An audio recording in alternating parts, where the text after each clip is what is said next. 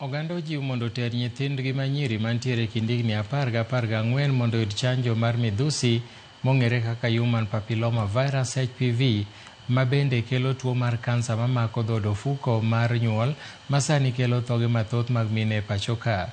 Maromo mine 10 wito ngimagi e Kenya pile ka pile nikech tuo mar kansa mamako dhood ofuko mar nyodo. Jafwambo marwa Migori George Juma nigi ler mathoth.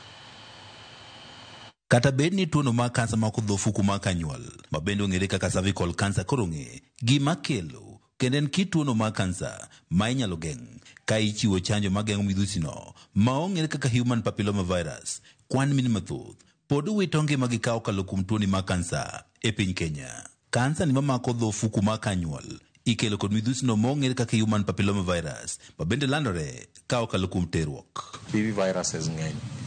Entiere types ma over 100, but one gi high risk types ilong type 16, genotype 16 gi 18. Ka cervix osechako bedo gi gima waluongo ni lesion ko develop gimoro ma di bedo makopono we moko authority to di bedo cancer. Ka en lesions ma less than 75% of the cervix, to watimone gimoro miluongo ni thermoablation.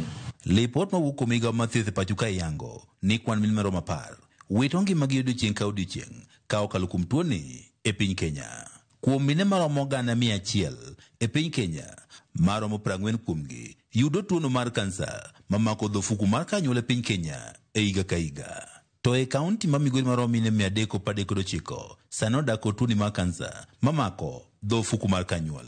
Apisa ma ochung' ne chenrogo mar kedo kod tuochego mok gam ma idendo kaka non-communicable diseases e kaunti ma Migori Paul Olik wacho ni tuo mar kansa mamako dho ofuko mar kanyuol pod ni malo e kind oganda e kaunti ma Migori nikech kwan oganda mathoth koro pok owuok oko mar tero nyithindgi manyiri ma e kind higni 10 nyaka 14 mondo koro geng' midhusino ma bende kelo tuoni mar kansa mamako dho ofuko mar kanyuol ma bende ong'ere kaka Human Papilloma Virus. Between 10 to 14 years, we believe with this age, genjoma poko chako sexual activity. So by the time magi chako sexual activity, nitiere this vaccine osebede dendgi manyalo konyogi protect against the cervical cancer. Chien kanyo wachiwe in 2 doses within that age bracket of 10 to 14, but sani serikal nyocha ndiko barua moro masani bro mana chiwe dos achiel. Kaunti ma Migori komenda mag 214 nyaka 215 geto chiwo chanjo no mar Human Papilloma Virus ne nyithindo maromo 91. Kata kamano nyaka sani maromo 56 kende emosekawo chanjo ni target wa as Migori nen over 91,000 girls for this year. And I think we are doing very well this time around. We are past 50%. In Migori, we are so much blessed. One machine, mawanyalo timogodo Human Papilloma Virus Migorika.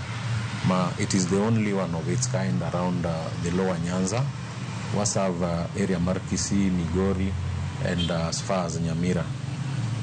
Homa Bay. Miriambo maifungo kod moko moganda nok mar yedhe ma itimogo chanjo ni ma Human Papilloma Virus gin mokuom gigo eko ma osemiyo oganda mathoth pok orwako chanjo ni ma Human Papilloma Virus. Kano biro ne nitiere a lot of myths and misconceptions. Nang'eny kabisa jine wacho ni mara en vaccine mokel mondo mi nyiwa kik nyuol. Then we engage with the community mwanyiso gi the importance of bedo gi nyathi manyako mochuo gini. Moko kudhie kata skunde moko nikech age ni gin nyithindo mang'eny gini e primary school.